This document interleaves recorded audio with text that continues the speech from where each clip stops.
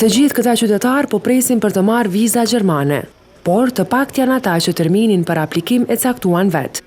E të pakt janë edhe ata që këtë e thonë para kamerës si puna e këtij studenti që nuk don t'i shfaqet fytyra. Ky thotë se terminin për një vizë studentore ja caktoi një agjenci në afërsi të ambasadës, pasi që vetë nuk kishte mundësi ta bëjë një gjë të tillë. Vetë online nuk kemi mujtë me gjetë termine të lira. Domethënë kanë qenë krejt zone dhe jemi detyruar me marrë këtu në agjencion. Ata e kanë kryer domethënë gjitha shërbimet me sigurime me këto dhe ajo ka kushtuar 80 euro.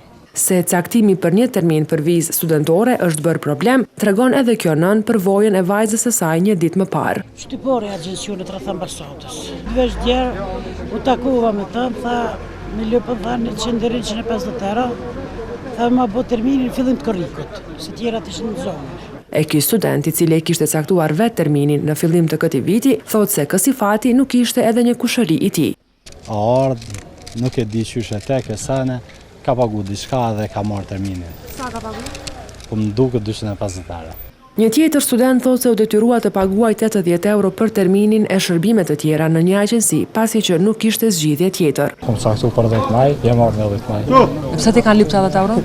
Shërbimet që kanë kryer ata kësha për termin, do faze kanë vënë për kthimi sa për sfondjanje për sa më vonë. Klani ka kontaktuar me të gjitha agjencitë që ofrojnë edhe shërbimin e aplikimit online për viza gjermane, por vetëm një prej tyre ka pranuar të flasë, veçse duke thënë se kështu u ndihmojnë njerëzve të moshuar e në nevojë.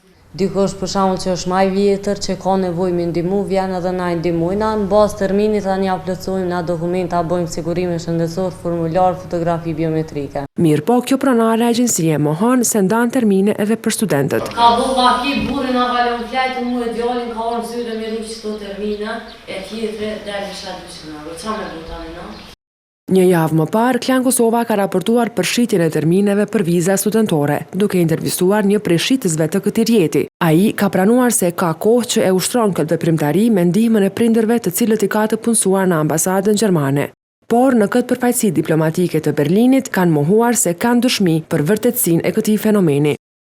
Por jo vetëm studentët kanë probleme me termine në këtë ambasadë. Një qytetar thotë se pret nga 20 nëntori vitit të kaluar për të bërë bashkë me gruan e tij në Gjermani. Tani nuk i mbetet zgjidhje tjetër, veç të drejtohet ndërmjetësuesve. Jam të lypë agjenci dhe me parë veç me kry punën.